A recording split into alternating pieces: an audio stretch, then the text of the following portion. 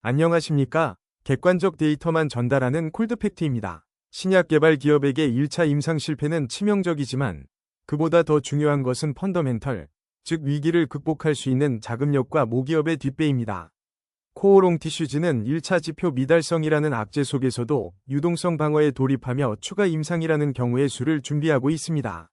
오늘은 애널리스트 리포트와 공시 자료를 바탕으로 코오롱 티슈진이 쥐고 있는 1221억 원의 셈법과 추가 임상 시 발생하는 비용적 한계, 그리고 모기업 코오롱 그룹의 대규모 자금 지원 가능성을 데이터 기반으로 차갑게 분석해 보겠습니다.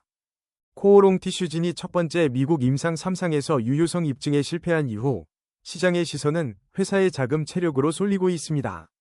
다행히 당장의 유동성 위기는 없는 상태입니다. 2026년 1분기 말 기준으로 코오롱 티슈즈는 과거 전환사채와 최대주주 유상증자를 통해 조달한 1221억 원에 달하는 미사용 조달금을 보유하고 있습니다. 이는 회사가 추가적인 분석과 향후 임상을 대비할 수 있는 중요한 실탄으로 작용하고 있습니다. 하지만 이 막대한 자금의 사용 계획은 10월 임상 결과에 따라 전면 재조정될 위기에 처했습니다. 본래 이 자금은 임상 성공을 전제로 한 품목 허가, 제조 및 품질 관리, 그리고 초기 상업 생산을 위해 배정된 목적성 자금이었습니다. 이제는 10월에 발표될 두 번째 임상 결과가 확인될 때까지 사업화 관련 자금 집행을 최대한 늦추고 현금 가용성을 확보해야 하는 방어적 국면으로 전환되었습니다. 실제로 코오롱 티슈진 최고재무책임자 역시 기자간담회에서 12301 임상 결과에 따라 사업화 자금에 대한 시기, 방향, 목적이 달라질 수 있다고 명확히 밝혔습니다. 즉, 확정된 임상 후속 분석과 최소한의 운영비를 제외한 나머지 비용 지출을 늦춤으로써 만약에 발생할 수 있는 추가 임상 비용이나 최악의 자금 경색 시나리오에 대비하는 셈법에 돌입한 것입니다. 만약 미국 식품의약국이 첫 번째 임상 결과를 근거로 재현성 확인을 위한 추가 3상을 요구한다면 어떻게 될까요?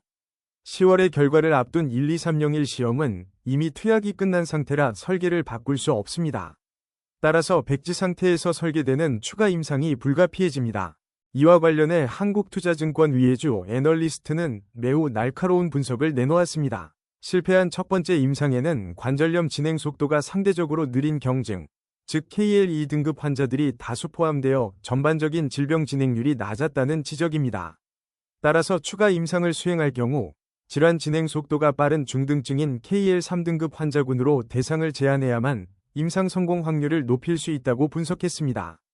추가 임상의 설계가 깐깐해질수록 자금 소요는 기하급수적으로 늘어납니다. 중등증 환자로만 대상을 좁히면 적격 환자 선별과 모집 기간이 대폭 길어집니다. 여기에 진통제 복용 등을 엄격히 통제할 임상 전문 병원을 섭외하고 모니터링 기준을 강화하면 막대한 비용이 발생합니다. 결국 추가 임상 설계의 난이도가 코오롱 티슈진이 조달해야 할 자금의 규모를 결정짓는 핵심 변수가 될 것입니다. 천문학적인 추가 임상 비용이 발생할 경우 시장의 이목은 자연스럽게 최대 주주인 코오롱 그룹의 지원 여부로 쏠립니다.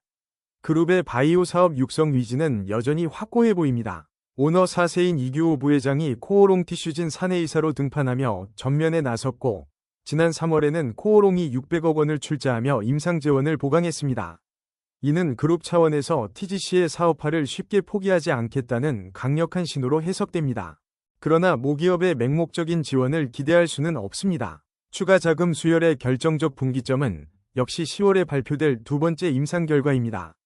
두 번째 임상에서 확실한 유효성 데이터를 보여준다면 이웅열 명예회장과 코오롱 그룹이 다시 한번 대규모 자금을 지원할 명분이 생기지만 만약 두 번째 임상마저 실패한다면 지원 여부는 매우 불투명해지며 기업의 생존 자체가 위협받게 될 것입니다.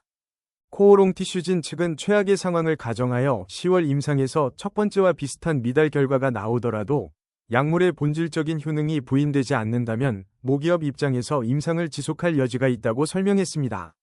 즉, 지표 미달이라는 차가운 현실 속에서도 데이터가 가리키는 파이프라인의 본질적 가치와 모기업 코오롱의 뒷배가 코오롱 티슈진의 마지막 생명선이 되고 있습니다.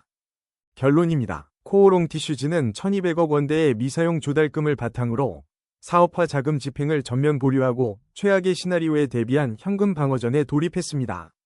향후 추가 임상이 현실화될 경우 KL 3등급 중등증 환자 중심의 까다로운 설계 변경과 이에 따른 기하급수적인 비용 지출이 불가피합니다.